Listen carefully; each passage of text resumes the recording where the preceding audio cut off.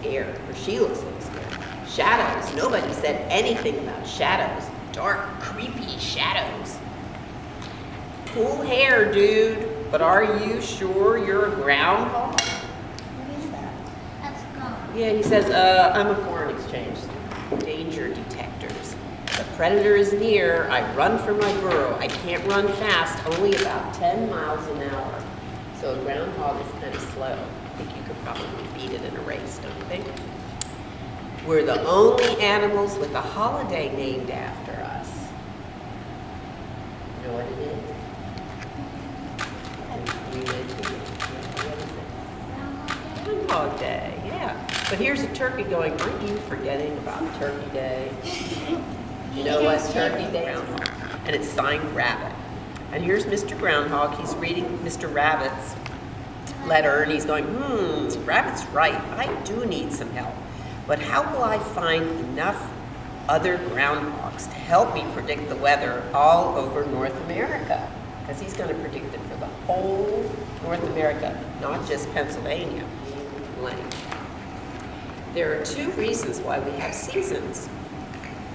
Planet Earth orbits and goes around the sun, and the Earth is tilted. So here's the groundhog weather predictor. Wonderful. I'm so proud of you. So great play. You want to hear this? This is a little long. The equator is an imaginary line that divides Earth into two halves called hemispheres. When a hemisphere tilts toward the sun, it's warmer as in summer. When it tilts away from the sun, it's colder as in winter. You're a good reader already. You caught Mrs. Corbett skipping something. Oh, shadow studies. Now we're going to learn about shadows.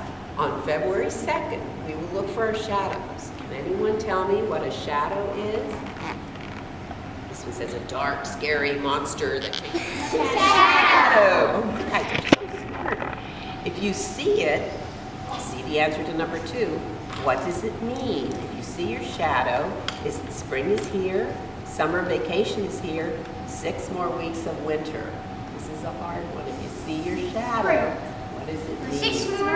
6 more days of winter. You're right. 6 more weeks of winter. You have a natural repellent.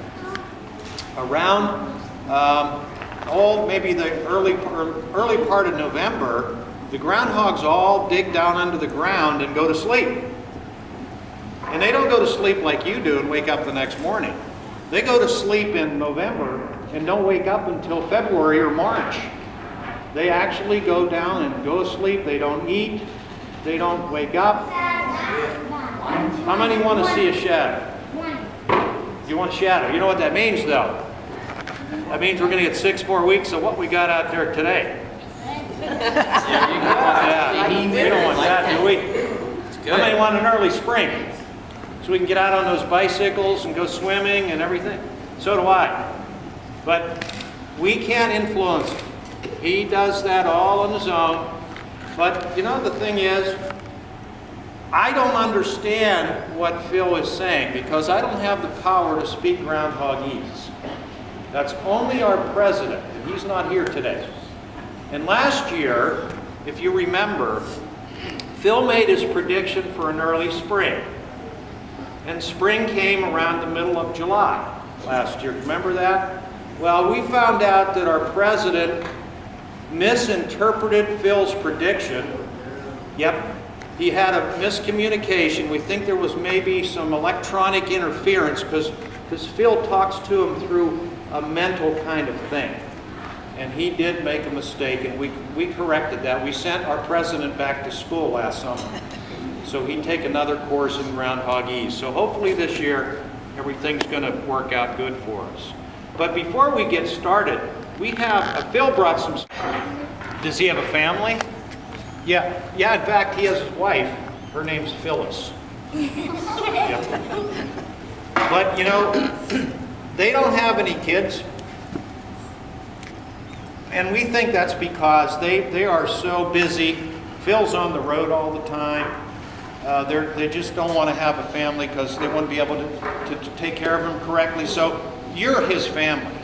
You really are. He loves little kids. What kind of books does he read? I think he probably reads a lot of books about weather. because that's his main job, you know. Yeah, in astronomy. Maybe the book. Does he have a natural repellent?